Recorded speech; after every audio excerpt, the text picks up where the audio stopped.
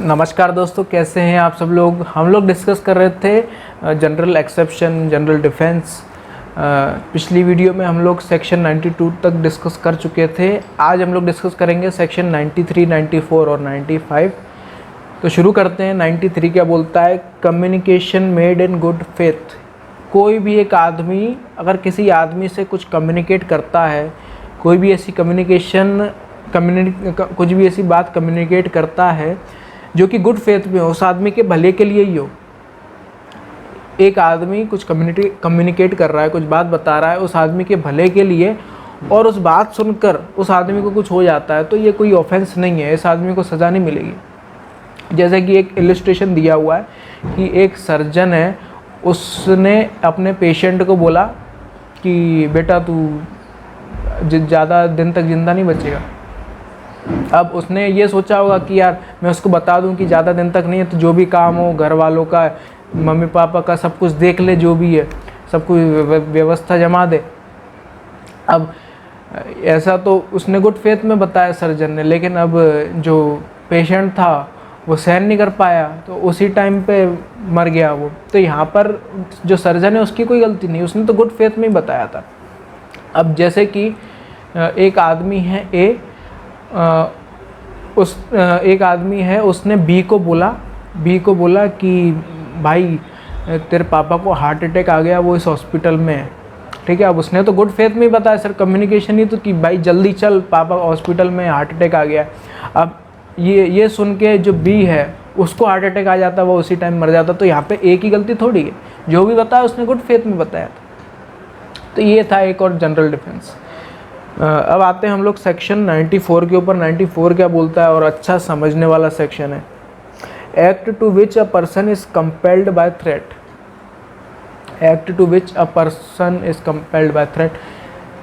आप हो, आपके ऊपर मैंने बंदूक तान दी और बोल दिया कि अपने घर से जितने भी वो हैं सब पैसे वैसे वो सब लेके आ, ये बंदूक तनी हुई है, ये खोल और ये पैसे लेके आ, है ना। बंदूक आपके सर पे ही है, आपने चोरी करी, इसका मतलब अब आपके घर में तो चलो चोरी हो, घर वाले करेंगे नहीं करेंगे। अब मैंने ये बोला कि ये सामने वाला घर है, वहाँ से चोरी करके ले गया तू। अब आपने चोरी कर ली, तो क्या आपने ऑफेंस किया है? आप किसी भी क्रिमिनल लायबिलिटी के लिए आप हो, आपने कुछ क्राइम किया, आपको मैं लाइबल कर सकता हूँ कि किसी भी क्राइम के लिए।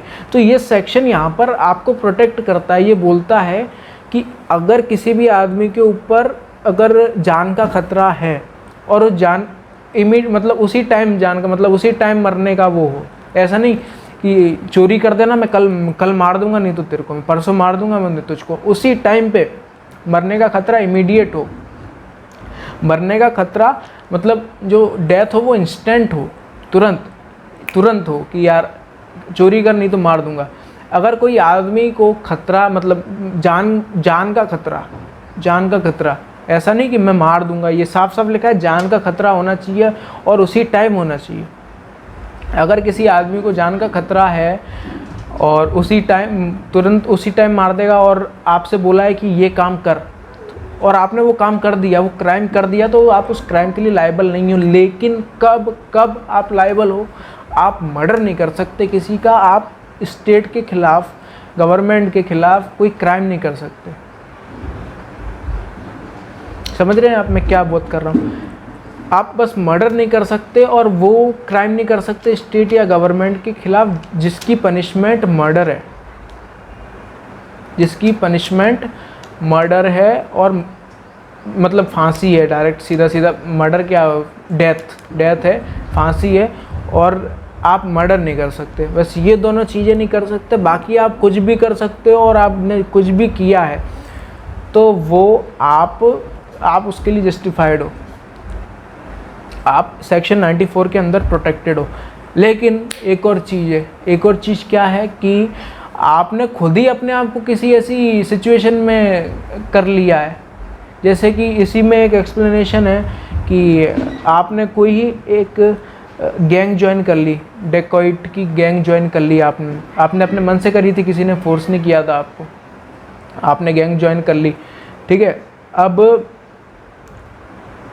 अब यहाँ पर जो, अगर यहाँ पर डकैत आपको बोलते हैं कि यार ये चोरी कर या ये कर, उस टाइम पे मान लो आपका ईमान जाग जाता है कि यार मैं तो नहीं करूँगा, फिर डकैत आपके सर के ऊपर बंदूक रख देते हैं कि यार तू चोरी कर, तू कर चोरी, तो आप उसके लिए लायबल हो, क्योंकि आप ही ने तो ज्वाइन करी थी, आप ही ने तो अपने आप को इस सिचुएशन में डाला। कौन सा आपको उठा के लेके गए थे कि चल तू मेरे साथ चल, उठा के लेके जाते। तो ये है हमारा एक्सप्लेनेशन 2, इसमें दिया हुआ है कि ज़बरदस्ती जो गैंग ऑफ डेकॉयस है वो उठा के लेके गए थे, फिर उठा के लेके गए, फिर बोले और बंदूक सर पे रखी, बोले कर नहीं तो मार दूंगा, चोरी कर नहीं तो मार दूंगा।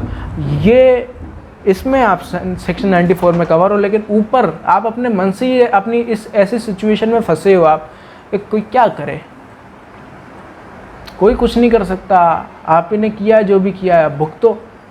आपने अगर कुछ क्राइम किया है तो आपकी सज़ा मिलेगी, और वही सज़ा मिलेगी आपको। ये बोलता है हमारा सेक्शन 94। इसके जो इंग्रेडिएंट्स हैं जो ज़रूरी है, जो मैंने आपको बताया कि सबसे पहले तो डेथ का एप्रीहेंड होना चाहिए, खौफ होना चाहिए कि हम मर जाएगा आदमी, और उसी टाइम मरना पड़े, इंस्टेंट डेथ, ऐसा नहीं कि कल परसों, ऐसा कुछ नहीं, उसी टाइम। ठीक है, तो ये था हमारा सेक्शन 94। अब आते हैं हम लोग हमारे अगले एक्सेप्शन पर, जो है section 95, act causing slight harm. Act causing slight harm, बिल्कुल जो छोटे छोटे हार्म होते हैं, ठीक है। और एक मतलब इसका मतलब ये है कि कुछ ऐसे हार्म जो कि अगर आप उसके बारे में कंप्लेन कर रहे हो, और जो एक नॉर्मल आदमी है, जो रीज़नेबल आदमी है, वो इसके बारे में कंप्लेन वो जाने देगा। अगर कुछ ऐसा हार्म है तो भी आप उसके अंदर प्रोटेक्टेड हो। जैसे कि आप बस में सफ़र कर रहे हो, बस में गलती से किसी धक्का लग गया किसी को, और वो आदमी ने आपके ऊपर केस वेस कर दिया, आपके ऊपर आपको सज़ा दिलवाना चाह रहा है वो, तो ये धक्का देना तो बहुत छोटी सी चीज़ है। और कोई जो बस में धक्का लगते रहते हैं, और जो एक नॉर्मल आदमी होगा वो जाने देगा, छोड़ देगा बातों को। तो यहाँ पर जो है आप प्रोटेक्टेड हो। ठीक है, अब वो कोर्ट देखेगा कि आप कितना बड़ा कितना छोटा मामला है, ये सब चीज़ें।